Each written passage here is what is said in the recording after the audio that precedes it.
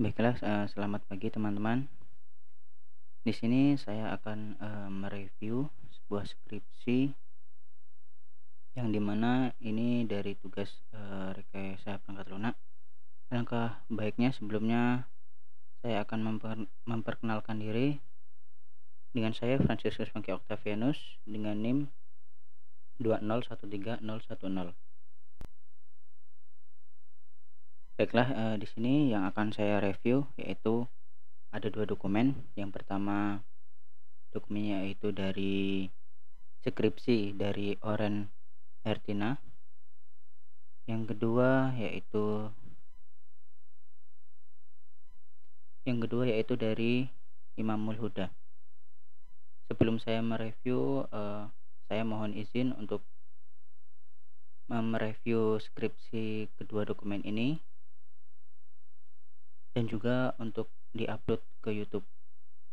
Jika tidak diperbolehkan, maka video ini akan saya take down. Baiklah, di sini ada skripsi yaitu Sistem Informasi Administrasi pada Sekolah Dasar Negeri 160 Palembang berbasis web.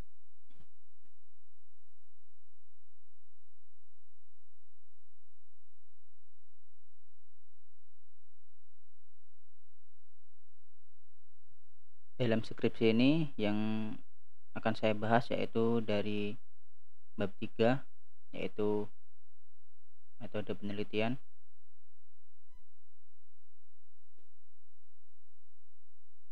Dan juga di sini untuk model pengembangannya yaitu menggunakan model prototype.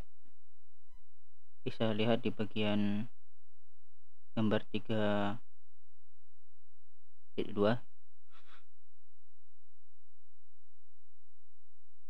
Yang selanjutnya masuk ke bagian bab 4 yaitu di sini adalah hasil dan pembahasan. Dalam hasil pembahasan ini yaitu ada jadwal pelajaran. Pada gambar tersebut ada suatu alur kerja sistem yang sedang berjalan yaitu dengan menggunakan flowchart. Dari alur kerja sistem ini diawali dari staf TU, di mana staf TU yaitu menyusun jadwal pelajaran, lalu masuk ke bagian jadwal pembelajaran. Untuk alur kerja sistem berjalan jadwal pelajarannya itu dari staf TU, diawali dengan staf TU yaitu menyusun jadwal pelajaran secara manual, lalu masuk ke bagian dokumen yaitu jadwal pelajaran dan bisa dilihat oleh kepala sekolah untuk jadwal pelajaran. Dan di sini yaitu di mana staf TU itu memerlukan izin dari kepala sekolah untuk menyetujui penjadwalan pelajaran. Jika tidak menyetujui, maka akan menyusun ulang ke bagian jadwal pelajaran untuk menyusun secara manual. Dan juga jika setujui jadwal tersebut akan terbuat dan ke feedback lagi kepada staf TU untuk mengumpulkan beberapa jadwal pelajaran. Setelah itu, di mana jadwal pelajaran itu setelah tersusun akan masuk ke bagian siswa dan juga guru, di mana guru juga bisa mengakses jadwal pelajaran ataupun siswa juga bisa melihat, maksudnya ya. Saya ulangi, yaitu bisa melihat jadwal pelajaran. Yang selanjutnya yaitu alur kerja sistem penilaian siswa, yang dimana pada alur ini diawali oleh guru mata pelajaran, di mana guru ini mencatat nilai dari siswa yaitu secara manual dan didokumenkan nilai itu, dan langsung menuju ke bagian dokumen nilai siswa yaitu di bagian wali kelas untuk mencatat merekap nilai siswa ke buku raport, yaitu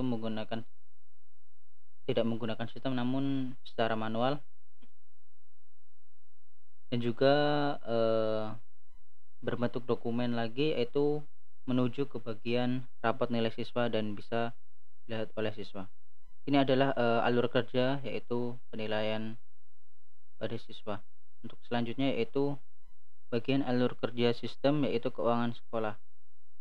Untuk alur kerjanya yaitu diawali dengan staf keuangan yang dimulai dengan mencatat dan memasukkan dan mengeluarkan dan pengeluaran secara manual, lalu didokumenkan ke laporan keuangan ke sekolahan dan menuju ke bagian pihak kepala sekolah yang untuk berbentuk dokumen, yaitu laporan keuangan sekolah. Untuk selanjutnya yaitu alur kerja sistem, yaitu SPP. Alur kerja ini diawali dengan siswa, di mana siswa itu membayar uang sekolah dengan secara manual dan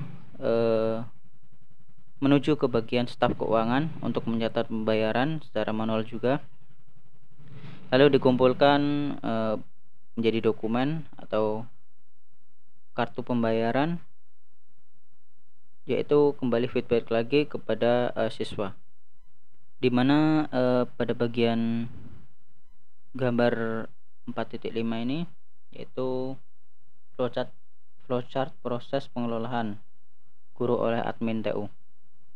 Di sini ada alur proses pengelolaan pada data guru, yaitu dimulai dari TU, di mana TU ini login dan menuju ke validasi untuk mengecek suatu username atau password itu valid atau tidak. Jika valid, maka menampilkan halaman beranda ke hak akses TU. Jika tidak valid, maka notifikasi kesalahan atau refresh halaman ke halaman yang utama. Setelah validasi itu berhasil menampilkan halaman beranda atau hak akses TU, maka sistem akan memberikan feedback kembali lagi kepada TU untuk memilih beberapa menu ya untuk mengakses ke bagian berikutnya, yaitu di mana TU ini mengklik menu data atau memilih sub menu guru. Di saat di sini TU telah berinteraksi dengan sistem, maka masuk ke bagian menampilkan halaman atau data master guru, dan juga sistem mengembalikan feedback lagi kepada bagian TU atau menambah atau mengubah atau menghapus data guru dan mengklik simpan. Dan di sini ada proses lagi atau decision ya. Jika berhasil maka masuk ke database, dan juga tidak berhasil maka akan merefresh halaman dan kembali lagi memberikan feedback lagi kepada TU, yaitu atau mengklik menu data master dan memilih sub menu guru. Yang selanjutnya itu pengelolaan data kelas, di mana juga ini diawali oleh TU. Untuk prosesnya hampir sama seperti yang sudah saya jelaskan. Ya, di sini untuk alur prosesnya itu sama, tidak ada perbedaan dari pengelolaan data kelas ya, seperti sama pengelolaan data guru.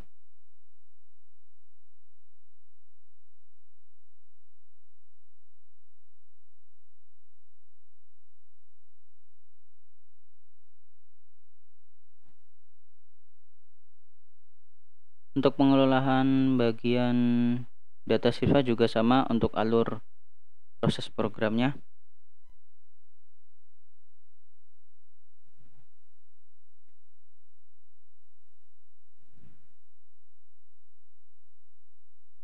Yaitu dimana di sini untuk analisis kebutuhan non fungsional itu pada sistem, yaitu hardware.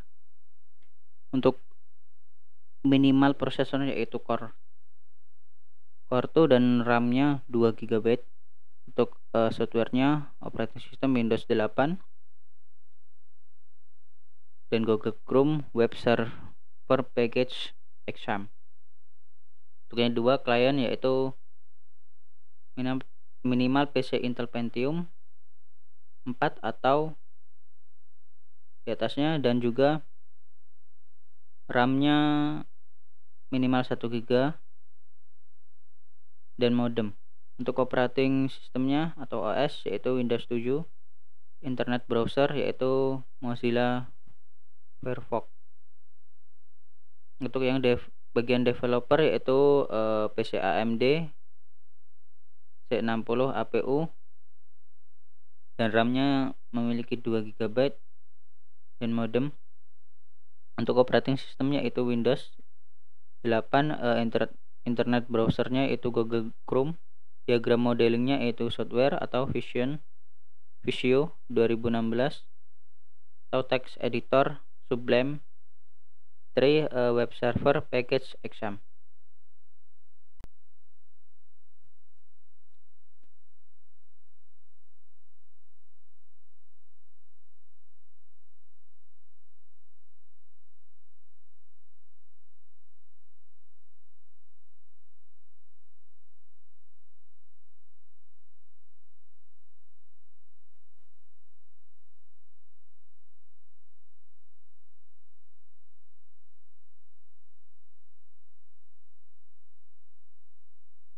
Ya, di sini ada pemodelan proses, itu diagram konteks pada administrasi sekolah, yang dimana TU ini bisa mengirimkan laporan data siswa atau dimana TU ini bisa mengirimkan data user, data siswa, data kelas, data kurikulum, data guru, data penjadwalan, dan data kalender akademik untuk memasukkan ke bagian sistem informasi administrasi sekolah, dan dimana untuk bagian TU ini bisa mengambil pada sistem informasi yaitu laporan data siswa, data kelas, data kurikulum, data guru, data jadwal pelajaran dan mata pelajaran atau kalender akademik. Dan juga bagian guru yaitu bisa mengirimkan ke sistem informasi yaitu data guru, data nilai, dan data absensi. Dan juga guru memiliki atau bisa mengambil laporan data nilai, data kelas, data kurikulum, jadwal pelajaran, jadwal pelajaran, mata pelajaran, kalender akademik, dan data guru. Yang selanjutnya itu staf keuangan, di mana staf keuangan ini untuk masuk ke bagian sistem informasi itu data SPP dan bayaran lain. Dan juga staf keuangan ini bisa mengambil laporan data SPP dan bayaran lain. Untuk yang bagian kepala sekolah yaitu tidak ada inputan ya ke bagian sistem informasi, namun di sini hanya bisa request laporan. Dan laporan yang bisa dilihat yaitu laporan data SPP atau bayaran lain pada tahun ajaran, dan juga kalender akademik, jadwal pelajaran dan mata pelajaran, data guru per tahun ajaran, dan juga data siswa per tahun ajaran.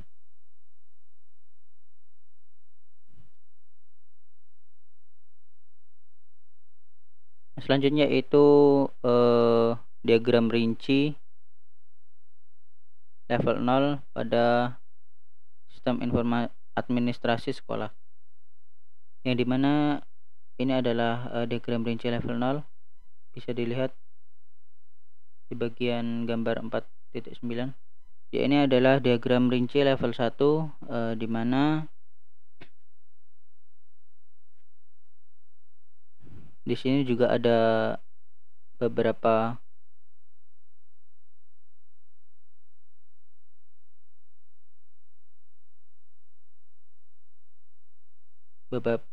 proses, yaitu tambah data siswa atau edit data atau delete data, dan cetak data siswa.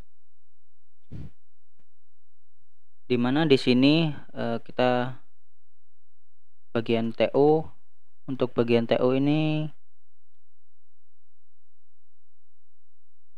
untuk bagian akses dari data siswa itu, dimana TU bisa menambahkan data siswa, edit data siswa, delete data siswa, dan juga cetak data.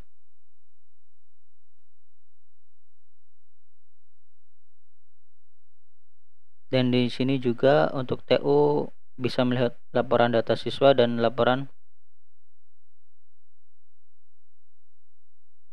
data siswa, di mana untuk terbentuknya sudah menjadi laporan data siswa. Di sini bagian akses siswa bisa melihat data siswa. Untuk bagian guru yaitu bisa melihat laporan data siswa dan juga kepala sekolah.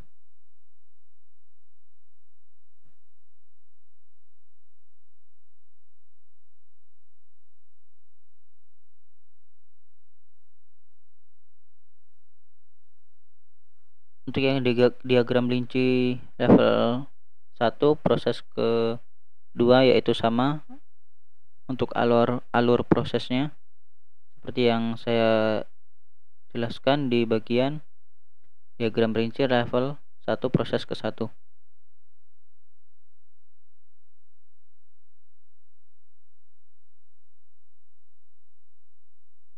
Untuk yang selanjutnya yaitu diagram rinci level 1 proses ke-3,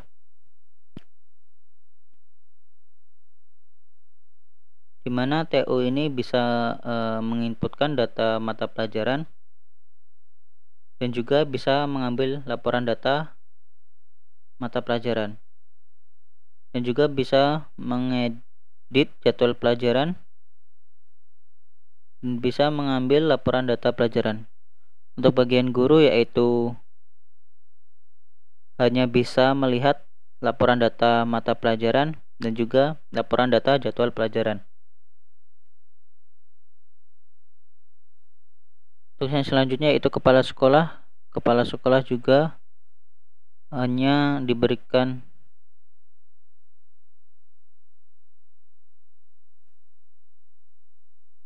bisa mengakses data mata pelajaran dan juga data jadwal pelajaran dan tidak bisa menginputkan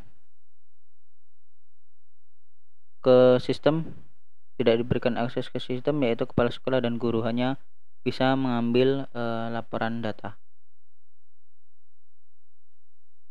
Yang selanjutnya yaitu bagian diagram rinci level 1 proses ke-4, di mana TU ini bisa menginputkan ke data kurikulum dan juga bisa mengambil laporan data kurikulum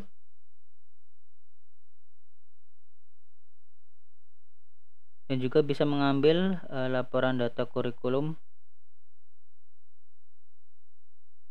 dan mengedit data kurikulum.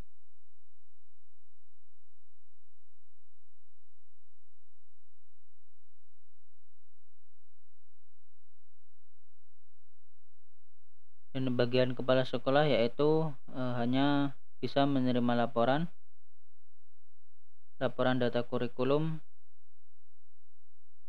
dan juga guru bisa menerima laporan data kurikulum.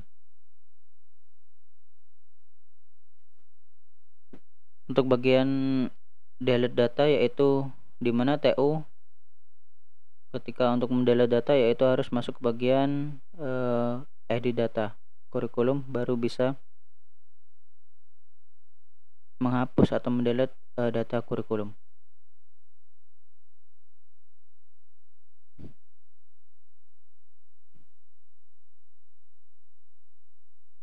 Untuk yang selanjutnya itu bagian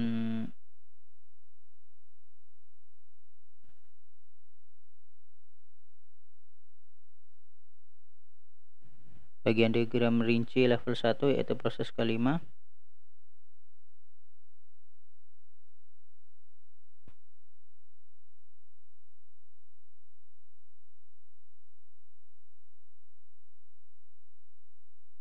Yang dimana TU ini bisa menginputkan tambah data dan juga edit data, delete data, kalender edit data dan delete kalender akademik, dan juga cetak data kalender akademik, dan juga bisa mengambil laporan data tersebut. Namun untuk bagian guru hanya bisa melihat cetak data kalender akademik.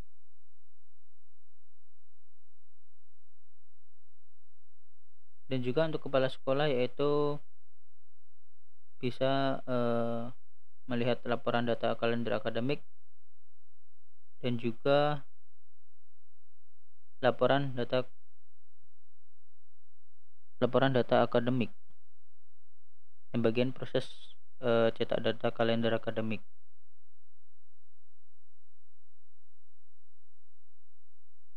Yang selanjutnya yaitu diagram rinci level 1 proses ke-6.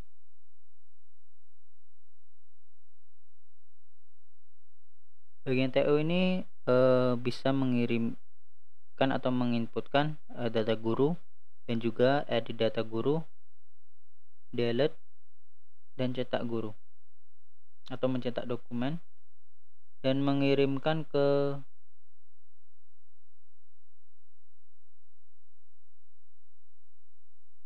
bagian sini mengirimkan ke bagian database. Di bagian input data dan edit data guru, delete data guru yaitu mengirim ke database. Dan kepala sekolah dan guru hanya bisa melihat laporan data.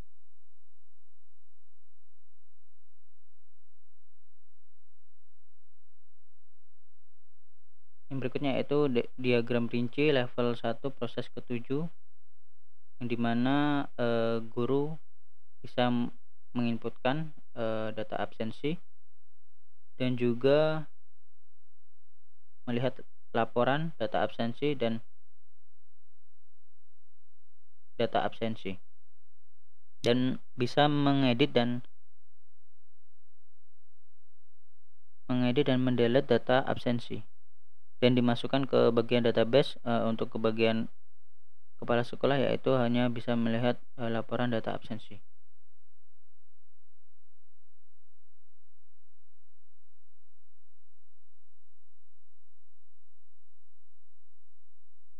Untuk bagian diagram rinci proses ke-8 itu sama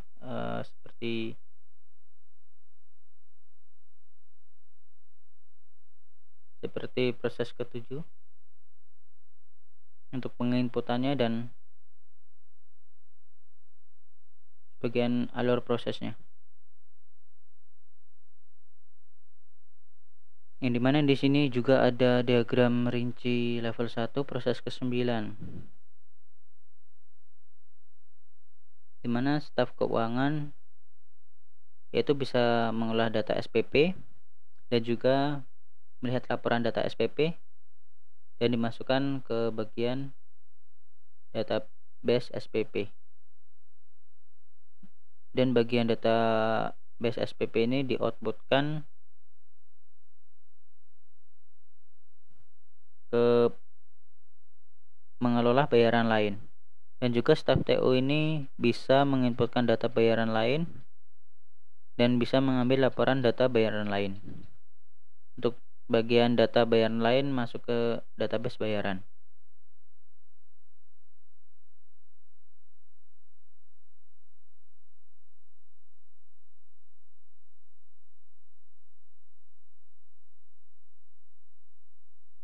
Yang selanjutnya yaitu proses ke-10 pengelolaan proses laporan, yaitu dimana kepala sekolah bisa merekap data SPP dan bayaran lain dan juga mengambil data yaitu data SPP bayaran lain per tahun. Dan juga kepala sekolah bisa request laporan ke bagian rekap kalender akademik per tahun ajaran dan mengambil data kalender akademik per tahun ajaran. Dan juga kepala sekolah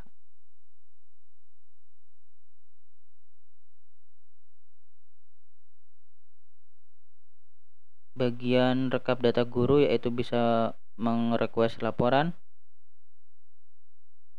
dan mengambil data guru per tahun ajaran. Untuk proses bagian data siswa per tahun ajaran, kepala sekolah juga bisa merequest laporan dan juga mengambil data siswa per tahun ajaran. Dan semua ini terkoneksi ke bagian database. Untuk alurnya bisa kita lihat bagian di sini.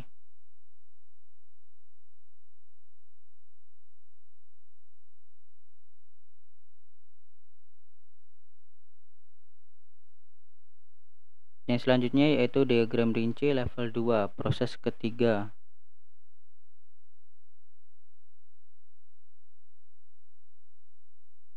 Itu bagian TU untuk data mata pelajaran itu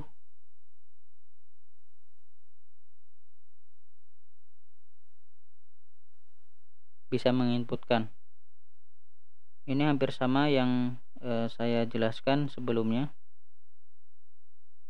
Untuk bagian TU di bagian guru juga bisa memiliki perbedaannya. Di sini bagian guru bisa mengambil mata pelajaran ke bagian database dan kepala sekolah juga bisa mengambil mata pelajaran di bagian database.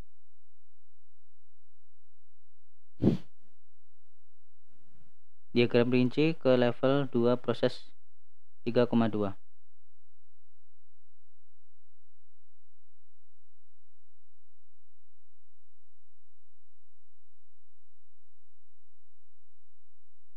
Di sini bagian prosesnya juga sama seperti bagian proses ke 3,1.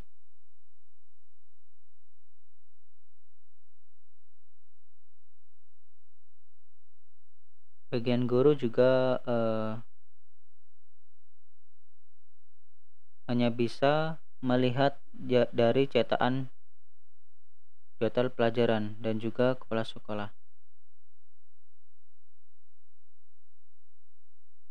Dan juga kepala sekolah sama melihat jadwal pelajaran. Untuk yang level kedua yaitu proses ke-9.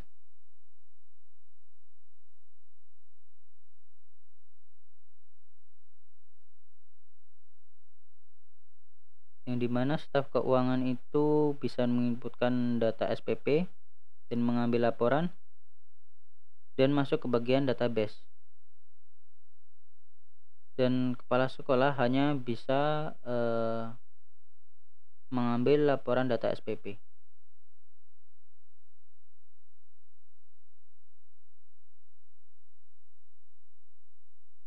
Bagian proses ke-9,2 yaitu staf keuangan bisa menginputkan pembayaran. Untuk bagian staf TU ini sama apa yang sudah saya jelaskan.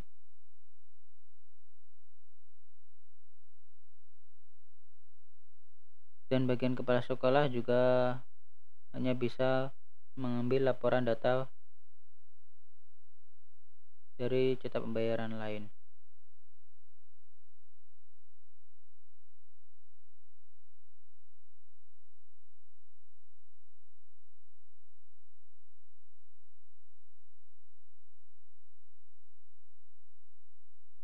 Di sini ada diagram relasi antar entitas.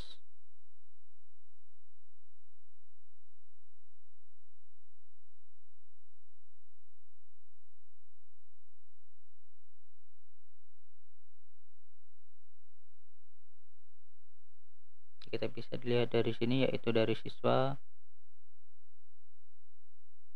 yaitu memiliki ID, NIM, nama depan dan nama belakang, ID siswa, tempat tanggal lahir,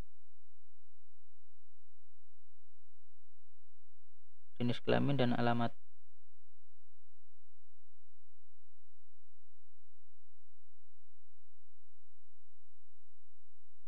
di mana siswa yaitu mendapat nilai dan mempunyai absensi dan membayar SPP dan bayaran lainnya. Dan guru juga memiliki relasi, yaitu melihat bagian data siswa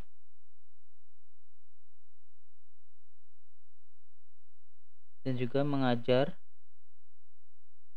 dan juga melihat bagian kurikulum dan kalender akademik dan tahun ajaran.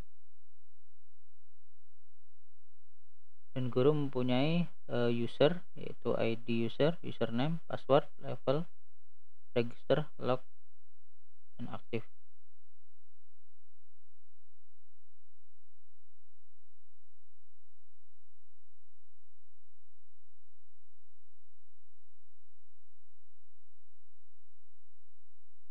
Di sini adalah struktur tabel user yang ada pada database.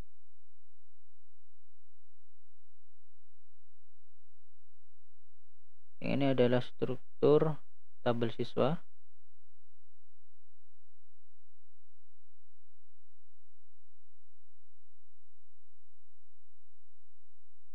Ya, ini struktur tabel kelas. Yang bagian ini struktur tabel mata pelajaran. Dan yang bagian ini struktur tabel jadwal. Yang bagian tabel berikutnya yaitu tabel detail jadwal. Yang berikutnya struktur tabel kurikulum. Ada juga struktur tabel kalender akademik, struktur tabel guru, struktur tabel absensi, dan struktur tabel nilai yang bisa dilihat di bagian untuk selanjutnya. Detail pembayaran SPP, bayar bulanan. Yang selanjutnya yaitu desain interface, yang dimana untuk antar muka form login itu di sini ada bagian kalender akademik, dan di sini ada bagian login di mana user harus memasukkan username dan juga password. Ini adalah bagian halaman beranda.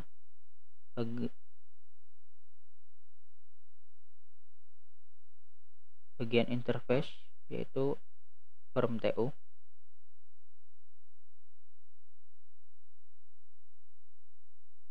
Di sini ada antara muka halaman data guru.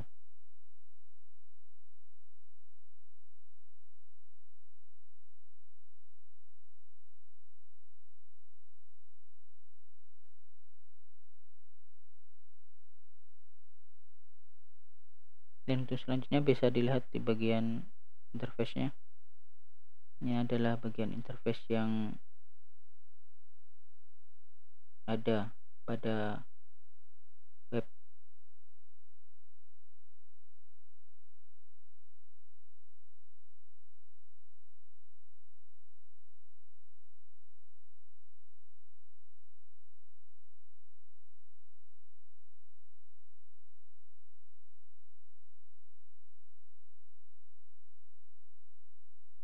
Untuk implementasinya, formulasinya bisa lihat seperti yang dijelaskan tadi.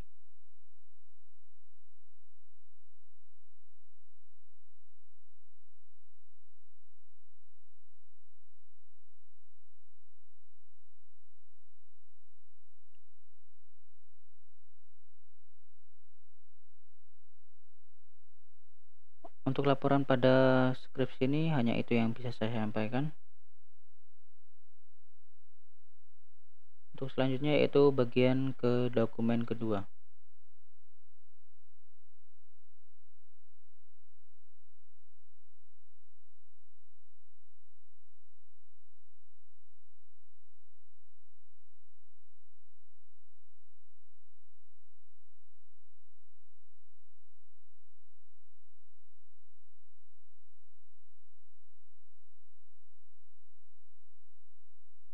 Kemudian di sini untuk bagian dokumen kedua yaitu skripsi dari Imamul Huda. Di sini juga akan saya jelaskan di bagian bab 3 dan bab 4.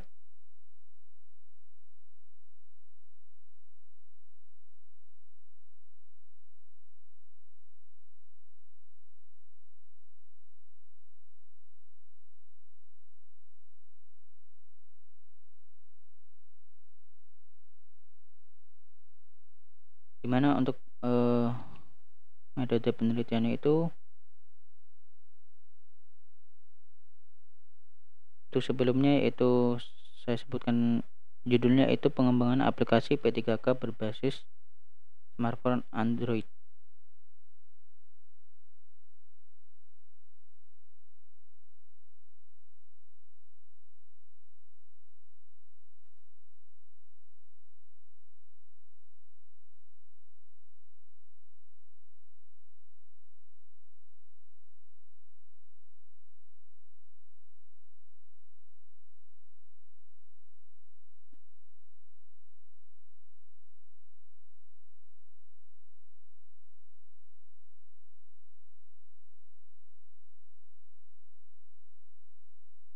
Di sini untuk bahannya bagian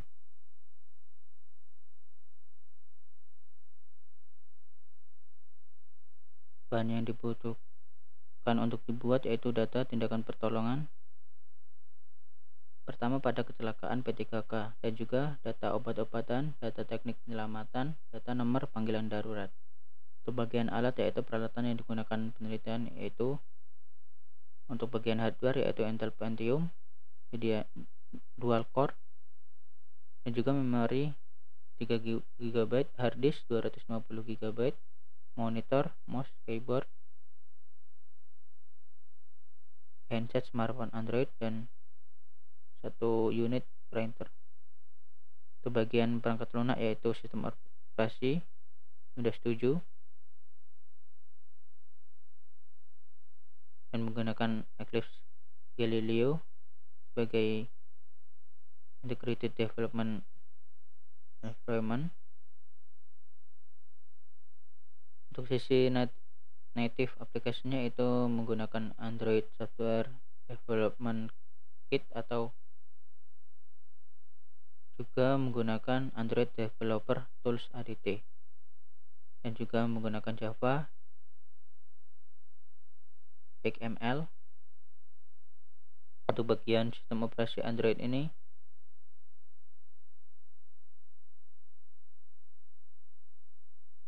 menggunakan Freo 2,2.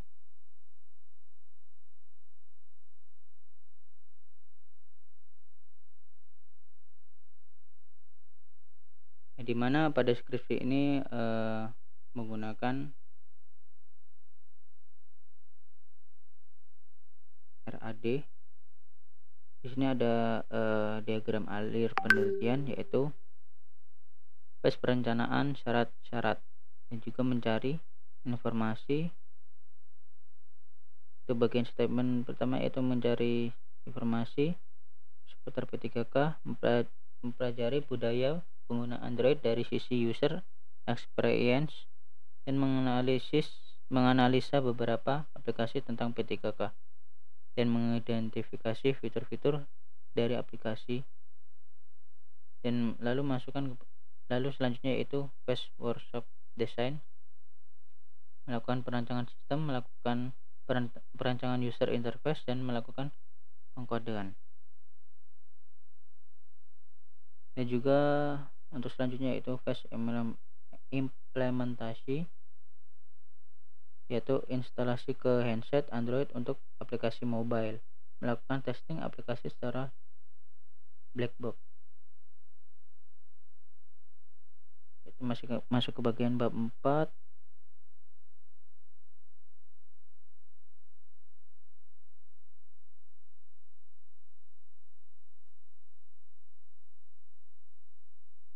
Ini adalah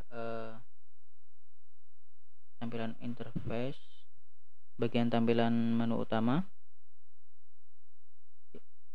Yang bagian B yaitu tampilan menu tindakan P3K. Ini adalah tampilan interface-nya, bisa dilihat.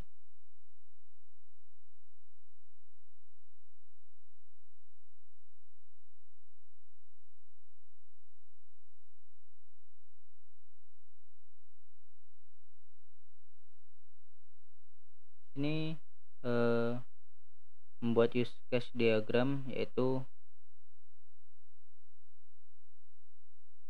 ada identifikasi aktor dan use case.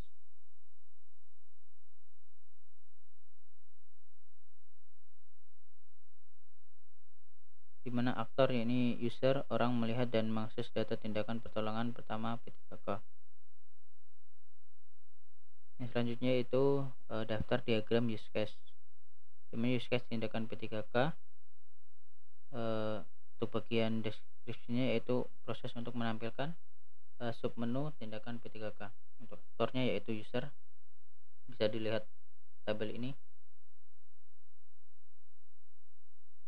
Untuk selanjutnya yaitu aktor user itu untuk bagian sistem yaitu bisa melakukan tindakan P3K, obat-obatan untuk lokasi rumah sakit, lokasi apotek, dan panggilan darurat, teknik penyelamatan.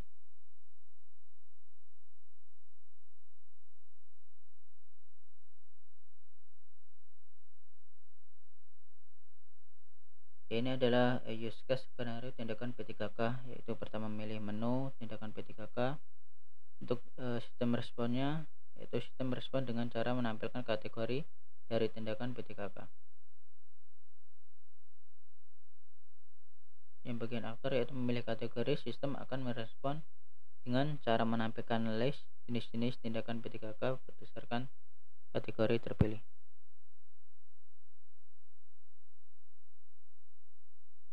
Selanjutnya memilih salah satu jenis tindakan P3K dan sistem merespon dengan menampilkan detail dari jenis tindakan P3K.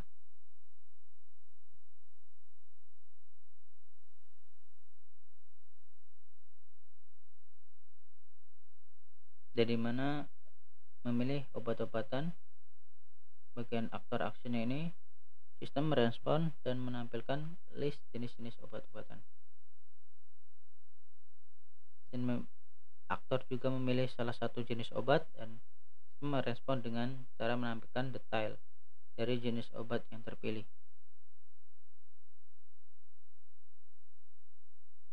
Ini juga lokasi rumah sakit. Memilih menu lokasi rumah sakit, sistem akan merespon dan melakukan koneksi ke server API dengan Google Search Query rumah sakit. Dan sistem menampilkan maps yang berisi titik lokasi di rumah sakit. Ini adalah sebuah proses skenario. Nah, di sini ada activity diagram use case tindakan P3K, yaitu di mana user memilih menu tindakan P3K, maka sistem akan menerima request menu tindakan P3K dan menampilkan kategori tindakan P3K dan mengembalikan feedback ke user dan menerima tampilan kategori tindakan P3K. Dan user memilih salah satu kategori tindakan P3K dan menerima request kategori tindakan P3K terpilih dan menampilkan list jenis tindakan P3K sesuai dengan kategori. Dan selanjutnya yaitu user memilih salah satu jenis tindakan P3K, lalu sistem menerima request jenis tindakan P3K yang terpilih dan menampilkan detail jenis tindakan P3K terpilih. Dan user menerima detail jenis tindakan P3K terpilih. Ini adalah bagian activity diagram.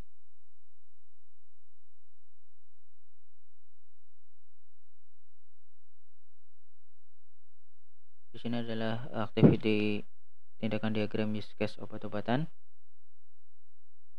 yaitu user memilih menu obat-obatan, masuk ke bagian sistem, yaitu menerima request menu obat-obatan dan menampilkan list jenis obat-obatan, menerima list jenis, lalu mengembalikan feedback ke user, yaitu menerima list obat-obatan, dan user memilih salah satu jenis obat-obatan dan kembali lagi ke bagian sistem, yaitu sistem menerima request jenis obat-obatan yang terpilih dan menampilkan detail jenis obat-obatan yang terpilih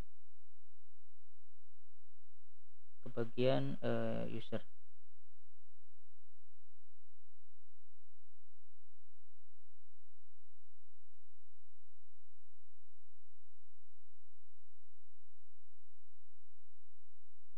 Yang berikutnya yaitu lokasi rumah sakit, di mana user itu memilih menu lokasi rumah sakit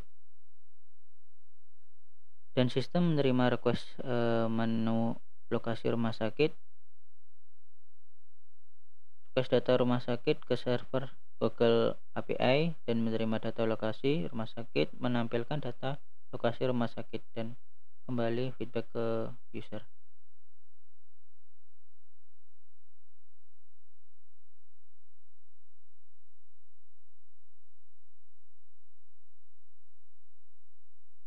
Sini activity diagram obat-obatan, di mana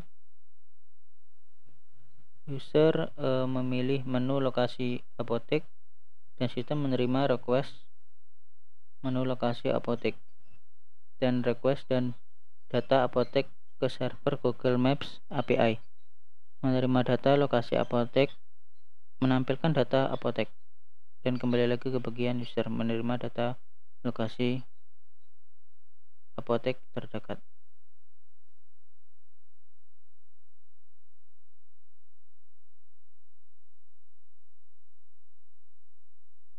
Itu juga sama untuk proses penjelasannya sama yang saya jelaskan. Nah, di sini ada sekuensi diagram, yaitu tindakan P3K, di mana user melakukan tindakan P3K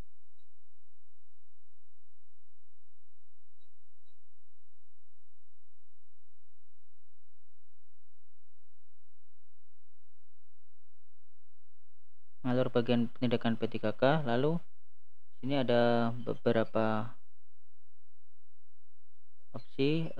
Di sini kan kategori tindakan P3K, bagian user lagi, di mana user ini untuk memilih kategori tindakan. Setelah memilih kategori tindakan, lalu bagian sistem yaitu menampilkan jenis tindakan P3K, lalu mengirimkan feedback kembali lagi kepada user, yaitu show list jenis tindakan P3K. Setelah itu user memilih list yang jenis tindakan P3K, maka akan masuk ke bagian detail tindakan P3K dan juga mengirimkan kembali feedback ke user.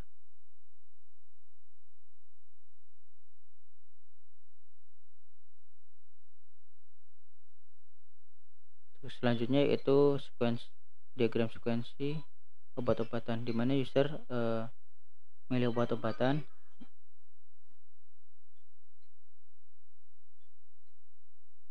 maka akan ditampilkan kembali lagi ke user dan mengelis obat-obatan. Setelah user memilih, maka akan masuk ke bagian detail obat-obatan. Lalu list tersebut kembali lagi ke tampilan show detail obat-obatan ke user. Di sini sekuensi lokasi rumah sakit, di mana user mengklik lokasi rumah sakit, maka masuk ke bagian search. Bagian search ini user memasukkan alamat rumah sakit, lalu kembali tampil peta lokasi rumah sakit terdekat. Untuk bagian lokasi apotek, yaitu user mencari lokasi apotek, lalu searching apotek atau native Android Maps, masuk ke bagian native Android Maps dan men-feedback kembali kepada user, yaitu tampil peta lokasi apoteker terdekat.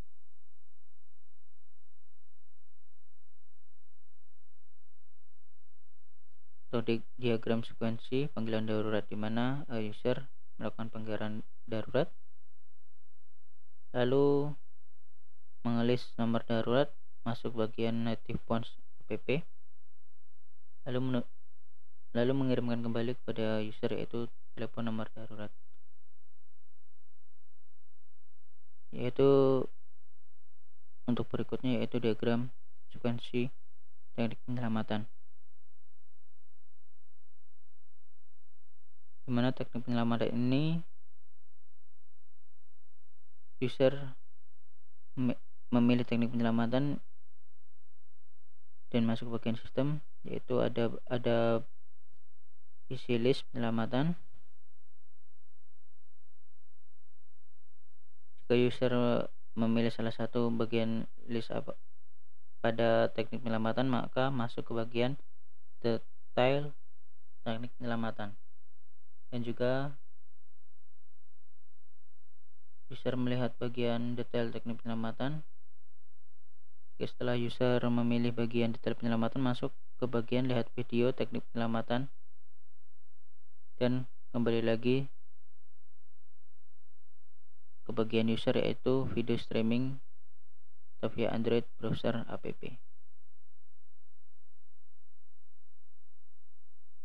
Ini adalah merancang kelas diagram, di mana di sini ada untuk induk kelasnya. Di sini hanya saya jelaskan di sini bagian induk kelasnya. Di sini adalah bagian anak kelas-kelasnya.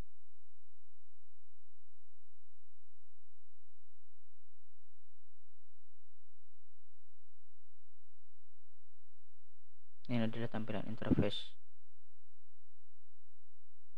Baiklah, dari skripsi yang bagian kedua ini hanya itu yang bisa saya jelaskan,